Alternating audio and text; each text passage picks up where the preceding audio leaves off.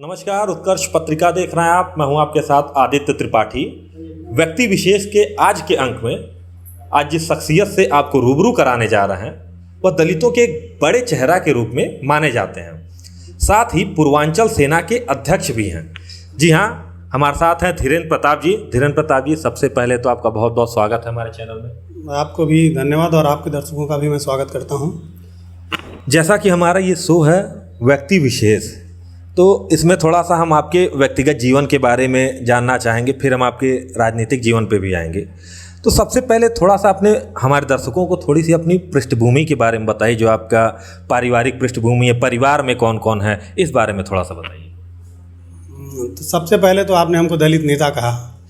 मैं इस पर कहना चाहूँगा कि जब कोई दलित आंदोलन करता है या राजनीति में आता है तो क्यों उसको दलित नेता वाले खांचे में ही रख दिया जाता है। हमने गोरखपुर में एम्स के लिए भी आंदोलन किया है, धर्मशाला ओवरब्रिज आपके बगल में इसके लिए आंदोलन किया, राम गढ़ताल परियोजना के लिए आंदोलन किया है। इस शहर में रहते हुए इस शहर के विकास से जुड़े मुद्दे पर, देश प्रदेश के विकास के मुद्दे पर हम पूर्वांचल बनाने की बात करते हैं, तो ये सबका मुद्दा है। लेकिन मीडिया का पता नहीं कौन सा दुराग्रह है कि वो हम लोगों को दलित नेता के रूप में प्रोजेक्ट करती है। खैर, जो हमारी बात है, हमारी व्यक्तिगत बात है। अभी हमारे परिवार में पिताजी हमारे बीच कोरोना काल में चले गए।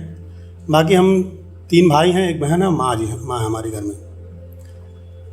महिला में मैं रहने वाला हूँ, मूल निवासी हूँ। महिला मगहर के बगल में है और गोरखपुर में मैं अपने ननिहाल में रहता हूँ, बेतिहाता में हमारा घर है।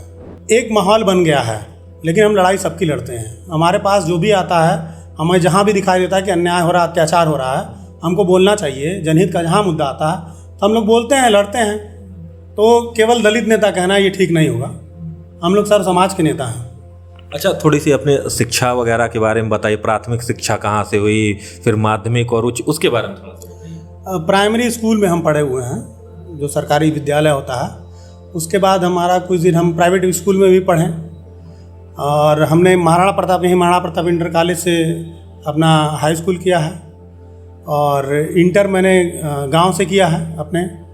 और उसके बाद से विश्वविद्यालय में भी मैं 1 साल रहा, लेकिन कुछ ऐसा मामला हो गया, क्योंकि शुरू से हम लोग आंदोलनकारी थे।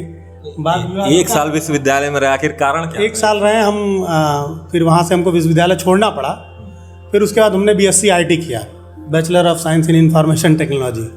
तो उसमें मैंने ग्रेजुएशन किया और फिर से मैं विश्वविद्यालय में जो है प्राइवेट BA का फॉर्म भरा हूँ। 1 साल हो गया है। कोरोना काल में हमको प्रमोट कर दिया गया है। मैं BA फर्स्ट ईयर का स्टूडेंट भी हूँ। वो जो हम आपसे पूछ रहे थे कि 1 साल के लिए किया, उसके बाद छोड़ना पड़ा, वो अगर बताना चाहें तो जरूर बताएं। बहुत सारे विवाद थे, झगड़े थे, स्टूडेंट लाइफ थी, उसके झगड़े थे और हटना पड़ा जान बचाने के लिए। जैसे आप विश्वविद्यालय की बात कर रहे थे, विश्वविद्यालय में आपने एक असुर नाम से छात्र संगठन भी बनाया है, तो उसके बारे में थोड़ा सा बताइए, क्या है? देखिए, असुर ASUR और असुर का full form Ambedkarite student union for rights है। और असुर नाम रखने के पीछे कारण यह है कि हमारे देश में शब्दों को लेकर के बहुत सारा खेल होता है। कौन से शब्द को बुरा कर दिया जाता है, कौन शब्द को भला कर दिया जाता है। शब्दों का जो मतलब होता है, या कह लीजिए जो हमारा शब्दों की संरचना हमारे देश में है, वो इस देश की जो बहुसंख्य आबादी है, जो इस देश की मूल निवासी आबादी है, उसके खिलाफ है, महिलाओं के खिलाफ है।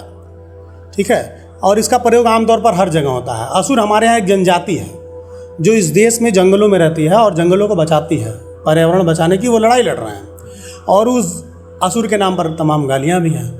तो एक तो वो कारण था, और दूसरे जो हमारे शब्द हैं, व्याकरण हैं, जो उनकी परिभाषा है, उसको बदलने के उद्देश्य से हम लोगों ने ये नाम रखा, Ambedkarite student union for right. अच्छा, जैसे पहले से ही विश्वविद्यालय में बहुत सारे छात्र संगठन काम कर रहे हैं, तो छात्र संगठन जो कि आप पूर्वांचल, अभी मैं उस पर भी आऊँगा, पूर्वांचल सेना पे, तो क्या कारण था कि आपको भी लगा कि नहीं, हमें भी छात्र संगठन बनाना चाहिए और छात्रों के बीच में अपनी बात रखनी चाहिए? क्या कारण था ऐसा? देखिए, हम लोगों के लड़ाई का तरीका थोड़ा सा अलग है, तो और इस नाते हम लोगों को थोड़ा सा अलग होना पड़ा।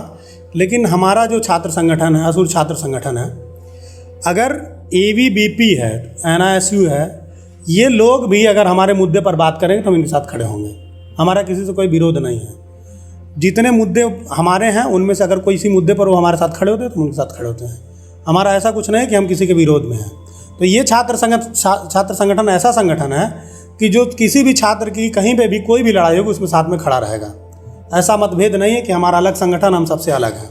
और इसीलिए इस छात्र संगठन में वही छात्र आते हैं जिनको बहुत राजनीति से मतलब नहीं होता है, उनको अपने छात्र हितों से मतलब होता है, छात्र के हक अधिकार की बात वो करना चाहते हैं, और जहाँ पे भी दिखता हो इस बैनर के नीचे चले जाते हैं। पूर्वांचल सेना नाम से भी आपने एक संगठन बना रखा है जिसके आप अध्यक्ष भी हैं, और उसके थ्रू आप बुद्धा लैंड की मांग करते हैं। तो सबसे पहले ये बताएं, पूर्वांचल सेना क्या है, क्या उद्देश्य है इसका बनाने का ये संगठन, और ये बुद्धा लैंड की मांग क्या है, थोड़ा सा इसके बारे में बताइए। देखिए, पूर्वांचल सेना का गठन हम लोगों ने 2006 में किया था।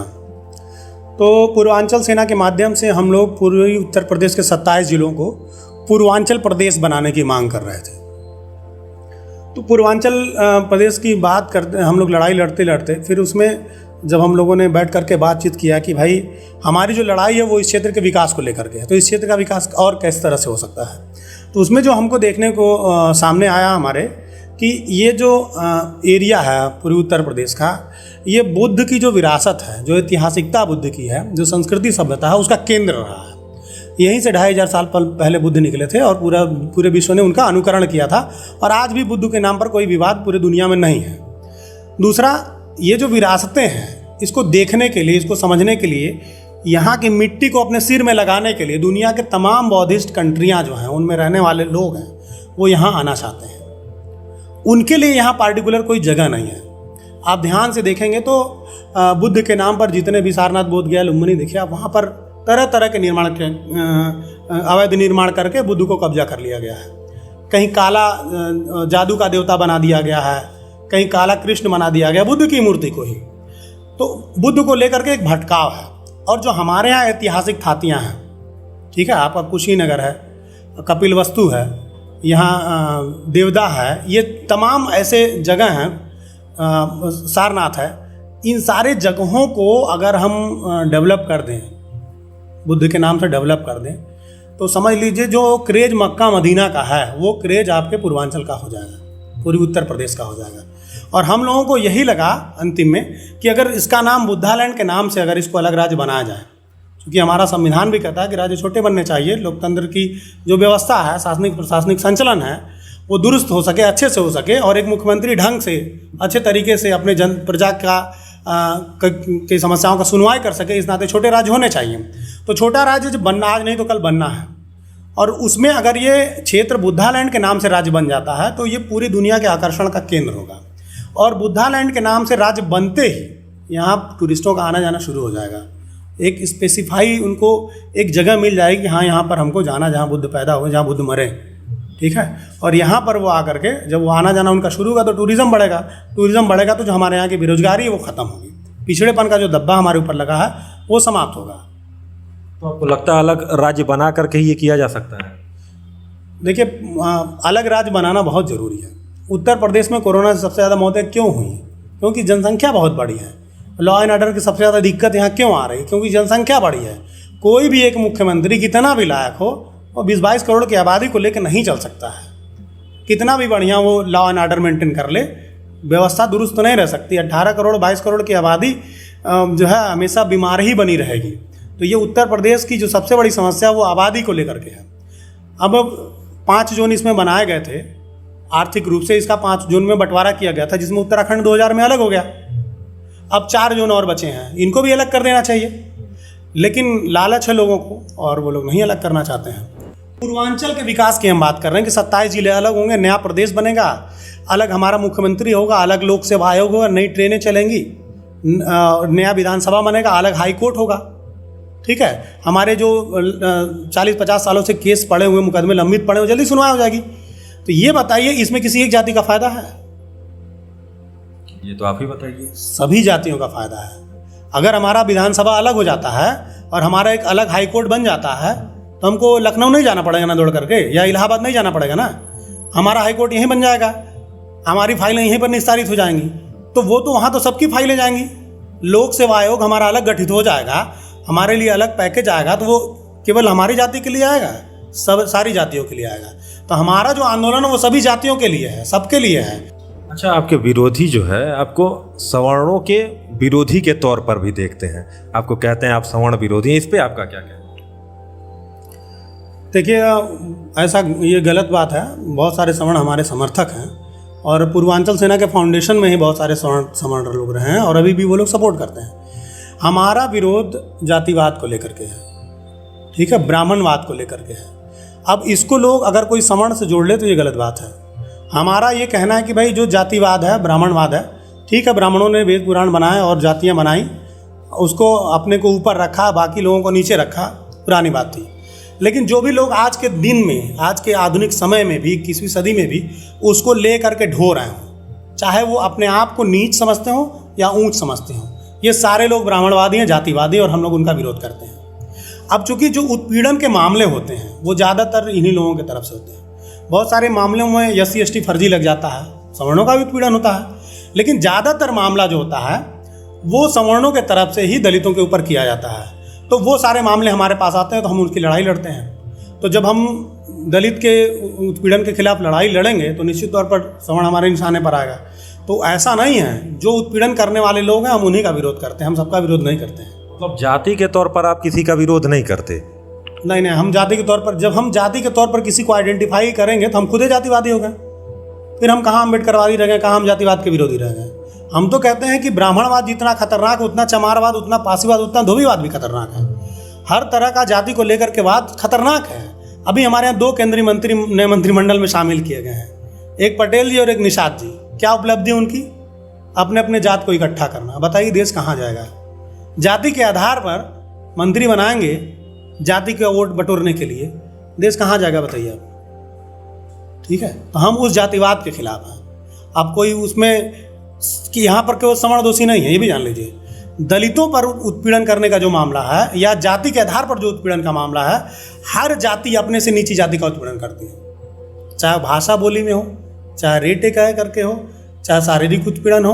अपने से नीची जाति को हर कोई उत्पीड़न करता है और हर जाति का व्यक्ति अपने दिल में एक ख्याल बना करके चलता है, गलतफहमी पाल करके चलता है कि हम फलाने जाति से ऊंचे हैं और हमारी लड़ाई इसी के खिलाफ है। हम लोग एम्स की लड़ाई सबसे शुरू में लड़े थे। सबसे शुरू में एक वीडियो हम लोगों का बहुत वायरल हुआ था कि हम लोग नंगे होकर के, कि अर्धनग्न होकर के विरोध प्रदर्शन एम्स को लेकर के लड़ाई लड़े थे। वो वीडियो पूरे देश में गया था, पूरी दुनिया में वायरल हुआ था। तो क्या एम्स आज बना तो उसमें सभी लोगों का इलाज नहीं हो रहा है? उसमें सभी जातियों का इलाज हो रहा है। ये कुछ लोग ऐसे हैं जो हमारे ही बीच के लोग हैं, हमारे ही लोग हैं, जो हमको मतलब एक जाति विरोधी बनाना चाहते हैं। क्योंकि देखिए, जाति की जो राजनीति है बहुत शॉर्टकट होती है। अपनी जाति को आराम से आप इकट्ठा कर सकते हैं। हर जाति के साथ उत्पीड़न होता है, उसी उत्पीड़न को फेसबुक पर पोस्ट पर डालिए और बाकी दूसरी जातियों के खिलाफ बोलिए हमारी जाति के खिलाफ उत्पीड़न, आप नेता बन गए। ये आसान तरीका है। लेकिन जब आप विकास और डेवलपमेंट की लड़ाई लड़ेंगे ना, तो उसमें नेता बनना बहुत कठिन बात होती है। ठीक है, तो जातिवादी जो नेता हैं उनको लगता है कि जाति की राजनीति करके हम शॉर्टकट लेके चलेंगे, और जब हम विकास की बात करते हैं तो हम उनका काउंटर करते हैं, हम उनका विरोध करते हैं। उसके विरोध में वो हमारा विरोध करते हैं कि नहीं, ये इनका विरोध करते हैं, उनका विरोध करते हैं। अच्छा, जैसे आप जाति की बात कर रहे थे, ये SC ST एक्ट है। कई बार, जैसा कि आप खुद भी कह रहे थे, कई बार ऐसा होता है कि गलत मुकदमे दर्ज करा दिए जाते हैं। तो क्या आप जिनके ऊपर गलत या जिनको फंसाया गया है गलत तरीके से, क्या आप उनके लिए भी आवाज़ उठाते हैं? जी बिल्कुल उठाते हैं, और इसी बात को लेकर के हम अपने जात का नेता नहीं बन सकते हैं, अपने जात में चुनाव भी नहीं लड़ सकते हैं।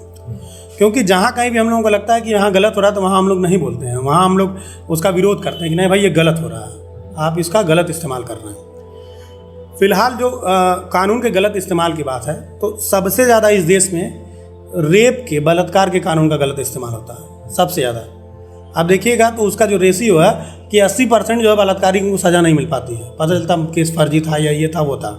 हो सकता है उसमें कुछ बुरे लोग भी बरी हो जाते होंगे, लेकिन सबसे ज़्यादा जो गलत यूज होता है इसका होता है। तो ये जो कानूनों के गलत यूज़ करने का मामला है, चाहे SC ST का कानून हो, चाहे बलात्कार के खिलाफ कानून हो, इनको जो गलत का इस्तेमाल करने का जो काम करते हैं, उसको उससे बचने के लिए या उसको रोकने के लिए कानून को काम करना चाहिए।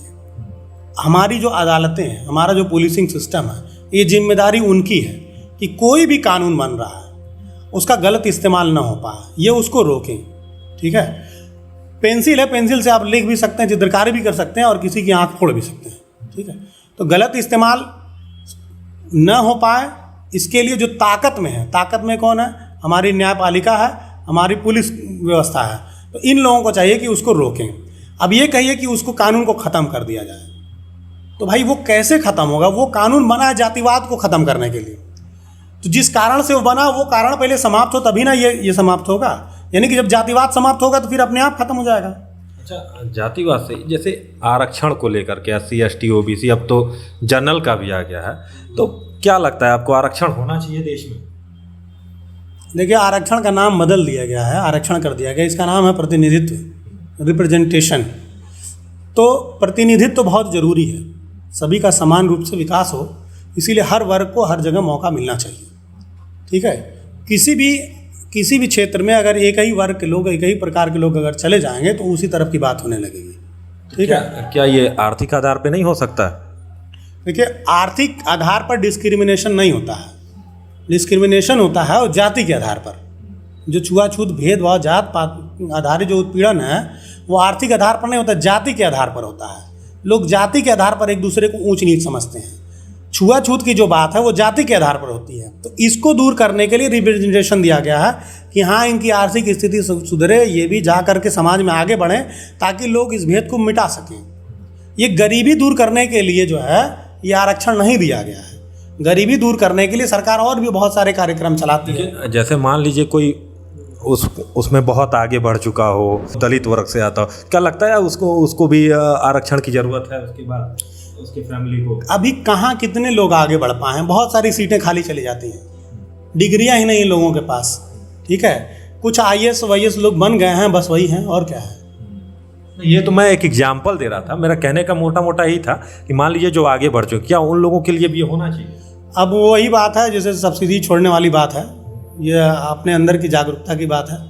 लोगों को देखना चाहिए कि लोग आगे बढ़ें और अपने भाई को देना चाहिए। लेकिन ये समाज में बुराई है, जो लोग आरक्षण प्राप्त करके आज आगे बढ़ चुके हैं, और इतनी हद तक बुराई है कि 50-50 लाख रुपया रख करके बैठे हुए हैं कि कहीं पे भी कोई रिजर्व सीट आ गई तुरंत अपने बच्चों को लगा देंगे, बाकी टैलेंट किनारे हो जाता है। ठीक है, ये सब मानते हैं कि टैलेंट के दम पे भी ये होना चाहिए। हाँ, होना चाहिए। अच्छा, जैसे इसी में आ रहा था, ये जनरलों के लिए भी जो 10% आरक्षण जो बनाया गया, इस पे आपको क्या लगता है, क्या राय है? देखिए, अभी आप सिद्धार्थ यूनिवर्सिटी का मामला सुने होंगे। ठीक है, समान आरक्षण का दुरुपयोग आपने सुना होगा। तो ठीक है, अगर आर्थिक आधार पर हमारी सरकार ने दिया है, बहुमत से पास हुआ है और इम्प्लीमेंट हुआ है, तो मिलना चाहिए, सबको मिलना चाहिए। लेकिन जो आरक्षण पर बहस की बात हो रही थी वो भी होनी चाहिए। आरक्षण किनको मिला, आरक्षण जिस उद्देश्य के लिए बना था वो कहाँ तक पहुँचा, क्या नए तरीके से आरक्षण लागू करना चाहिए कि नहीं करना चाहिए।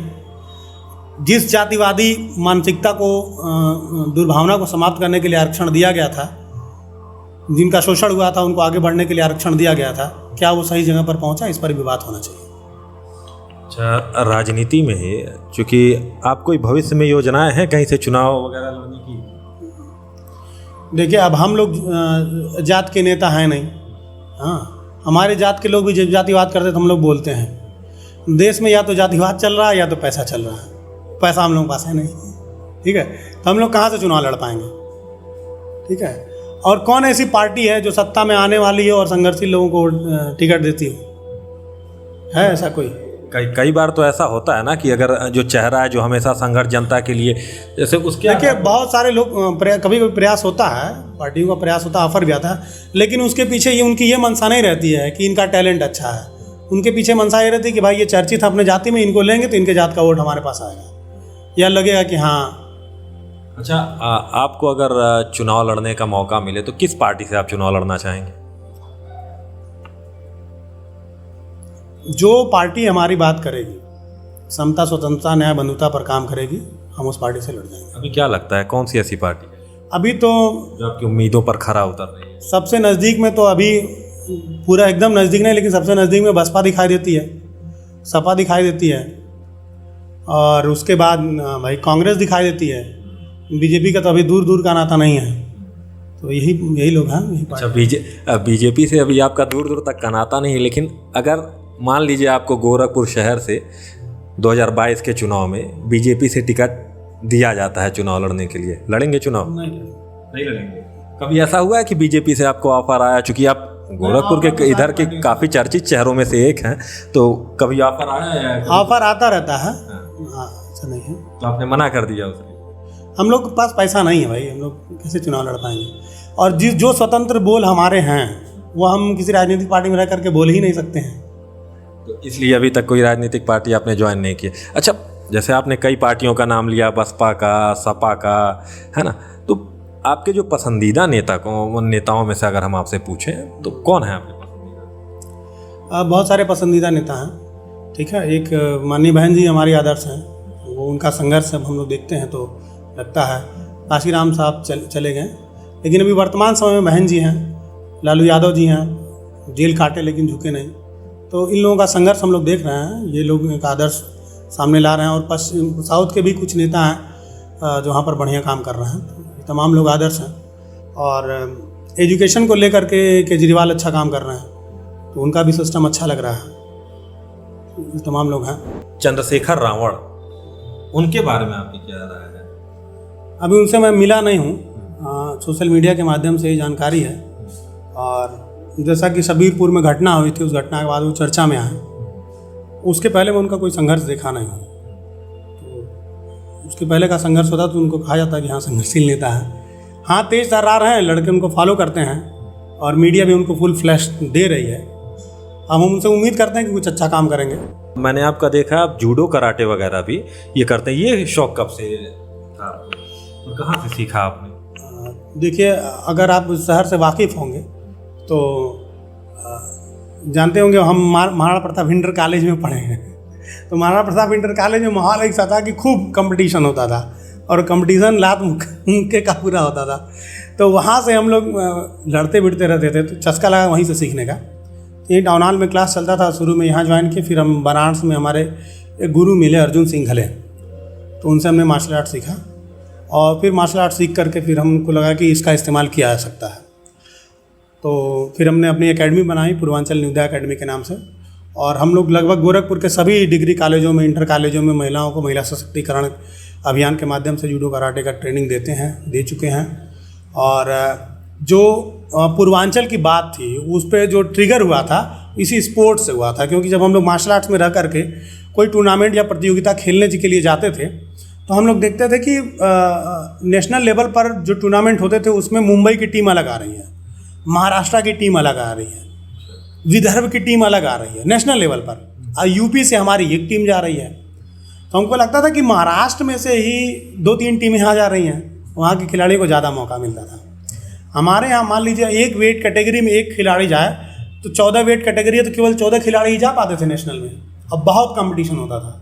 तो एक तो जातिवादी माहौल, उसके बाद सोर्स जुगाड़, खेलों में भ्रष्टाचार, तो सही खिलाड़ी उस 14 की टीम में शामिल नहीं हो पाता था। तो फिर हम लोगों को लगा कि खेल संघ जब अलग हो सकते हैं, आर्थिक आधार पर बंटवारा हो सकता है, तो राज्य क्यों नहीं हो सकता है। फिर हम राज्यों के बारे में जानना शुरू किए तो पता चला कि पूर्वांचल को लेकर के आंदोलन पहले से चल रहा है। यहाँ हमारे यहाँ बुजुर्ग नेता हैं सुधाकर पांडे जी, वो आप बहुत पहले से आंदोलन चला रहे हैं। संतोष मणि त्रिपाठी जी बहुत पहले से आंदोलन चला रहे हैं। तो हम लोग उनसे जुड़े और जुड़ करके फिर हम लोग पूर्वांचल की मांग करना शुरू किए। और हम लोगों ने शुरू में ही अपनी पूर्वांचल की टीम नेशनल लेवल पर प्रेजेंट करना शुरू कर दिया है। तो हमारे जो मार्शल आर्ट्स के एसोसिएशन है, वहाँ पर पूर्वांचल को नेशनल लेवल पर एक अलग टीम के रूप में देखा जाता है, बुंदेलखंड को अलग टीम मिलता है, उत्तर प्रदेश को अलग टीम मिलती है। जगह आप लोगों ने भी यूपी से कई सारी टीमें बना ली हैं। अब वो चीज़ अगर प्रदेश हमारा बढ़ जाता है तो निश्चित तौर पर हमारा रिप्रेजेंटेशन एक अलग से हो पाएगा और हमारे पूर्वियों को मौका मिलेगा। ऐसा कई बार सुनने में आया है कि जब भी उत्तर प्रदेश के मुख्यमंत्री योगी आदित्यनाथ गोरखपुर में आते हैं, आपको पकड़ के थाने पर बैठा लिया जाता है। क्या ये बात सही है? जी, ये बात तो सही है, लेकिन अब कम हो गया है। हाँ, अब केवल पुलिस हमारे घर आती है, हफ्ते में एक बार पुलिस हमारे घर आती है। वैसे जो जेल जाने वाली बात है, तो बहन जी के शासन में भी हम जेल गए हैं, अखिलेश यादव जी के शासन में भी जेल गए हैं और योगी जी के शासन में भी जेल गए हैं। लेकिन योगी जी के शासन में और बाकी लोगों के शासन में अंतर ये है कि बहन जी के शासन में या अखिलेश यादव के शासन में हम लोग कुछ सड़क पर करते थे, कुछ पुतला उतला फूंकते थे, तभी जेल जाते थे। लेकिन इस शासन में बेवजह जेल चले जा रहे हैं। मेरे साथ हमारे छोटे भाई को भी जेल भेज दिया गया था। और बाकी लोगों के शासन में हम लोग पर राजनीतिक मुकदमे लगते थे, लेकिन इस शासन में आपराधिक मुकदमे लग रहे हैं, फर्जी मनगढ़ंत मुकदमे लग रहे हैं कि हमने पुलिस पर गोली चलाई, पुलिस से मारपीट किया, इस तरह के मुकदमे लगाए जा रहे हैं, अपराधी बनाने की कोशिश की जा रही है। तो आपको लगता है कि योगी सरकार जो है वो आपको आपराधिक बनाने पे तुली हुई है?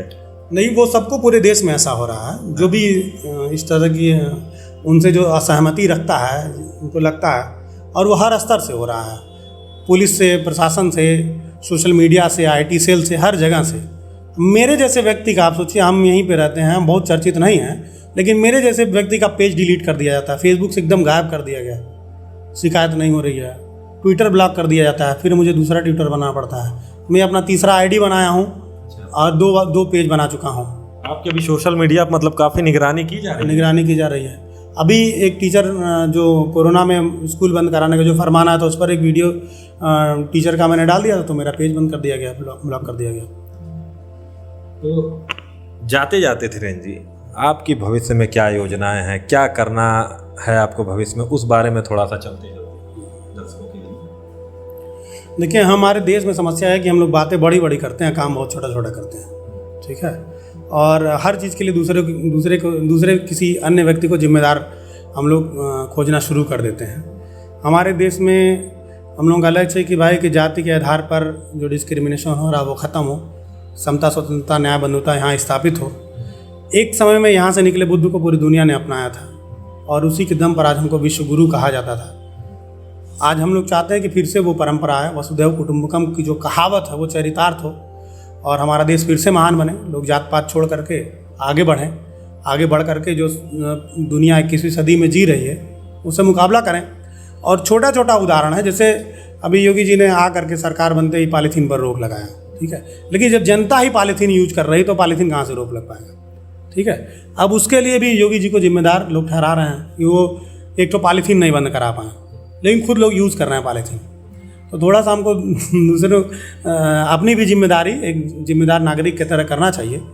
और इसका अभाव भी है, इसका अभाव इस नाते है क्योंकि हमको आज़ादी फ्री में मिल गया और दुनिया का सबसे अच्छा संविधान फ्री में मिल गया, हमने कोई संघर्ष नहीं किया।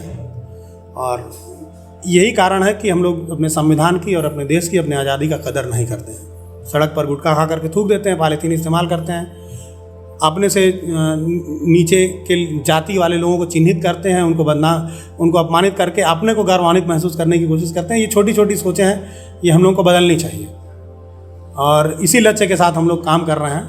हमारे संगठन में हमने छोटा छोटा अपना नियम बनाया है, जैसे जो भी जुड़ता है वो ब्लड डोनेशन करता है, एक बार तब जा करके हमारी सदस्यता लेता है।